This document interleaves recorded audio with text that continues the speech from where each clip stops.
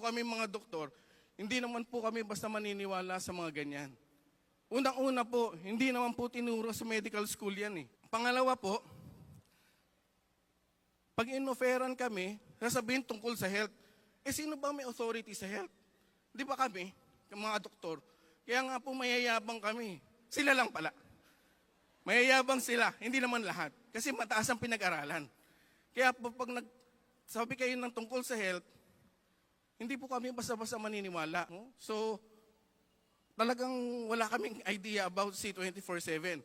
So, more than a year po namin itong pinag-aralan. Almost a year po, pinag-aralan namin at nalulula po kami sa nakikita namin na ingredients na kung ano ang pwedeng ibigay ng C24 sa katawan natin. Po, isa po akong kidney stone former.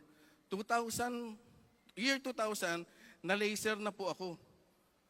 Ang dami ko na pong ininom na mga gamot, na mga synthetic, pero hindi naman po compatible sa katawan ko, kaya hindi ko po naihi, hindi po natunaw. So pagdating ng year 2000, na laser po ako. Meron po akong kidney stones, left and right. So, 1.8 cm, 1.7 cm. Imposible na pong lumabas yan, kailangan na pong laserin ulit. So normal naman po ang creatinine ko, kaya nag-take po ako ng C24. So after 2 months, lumabas po sa ihi yung aking kidney stones. The next day, nagpa-ultrasound po ako para makita kung may sugat o may gasgas yung dinaanan ng bato. Nagulat yung kaibigan kong doktor, sabi niya, Dok, wala na yung bato dito pero walang trace ng dinaanan. So ibig sabihin, walang sugat, walang gasgas. So sabi niya, ang galing nung ininom mo. Pero hindi pa rin po ako naniwala kasi negative pa po ako that time. Sabi ko, tsamba lang. Bakit hindi natanggal yung sa kanan? So, uminom ulit ako ng C24. After 2 months, eto na po yun. So, ang ginawa ko po, kinuha ko po sa bowl. Hinugasan ko po, nilagay ko po sa lalagyan. At hanggang ngayon po, eto po, hawak-hawak ko pa po.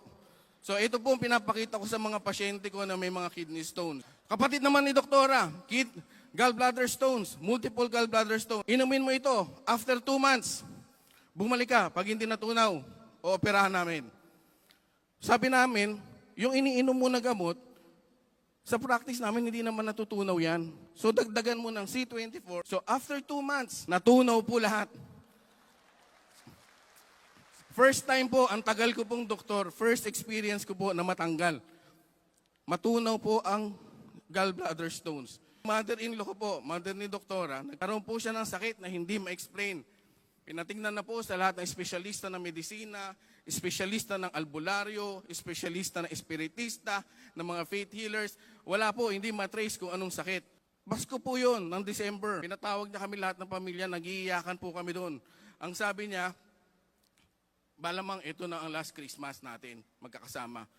So hindi po kami pumayag. Pinainom po namin siya ng C24/7. So unti-unti po na lumakas si nanay at hanggang sa makarecover siya. Later on, nalaman ang sakit niya SLE. Lupus po. Ibig sabihin, autoimmune disease po yun na hindi po natatanggal sa loob ng katawan. Kaya po si nanay ngayon, normal na normal dahil po sa iniinom niya. Sa katunayan po, kinasal po ulit sila ni tatay. 58th golden anniversary po. Wala pong saklayan, walang tungkod, walang wheelchair. Buhay na buhay po sila. 84 years old na po si tatay, 77 si nanay, very much alive po sila. So doon na po ako nainganyo. Bumilip na po sa ating mga supplements. Kaya po sabi ko, isasama ko na po siya sa reseta namin. At maganda po nito, nakita po doon sa PPD. No? Nandun po nakasulat lahat ng ating supplements. Yung PPD po, directory po namin ng mga doktor yan. Kung ano pong nakasulat doon, yun lang po ang pwede namin ireseta legally. Kami po hindi taga dyan. Dayo lang po kami dyan. Marami din po mga doktor dyan, may mga private clinics, meron din pong hospital, may health center.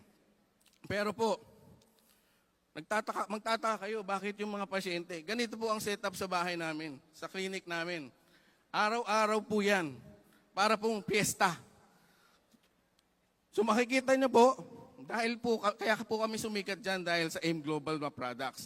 Sinasabi nila na doon kayo pumunta kay Baladad Medical Clinic kasi meron silang nire-reseta doon na magic. Ito po yun.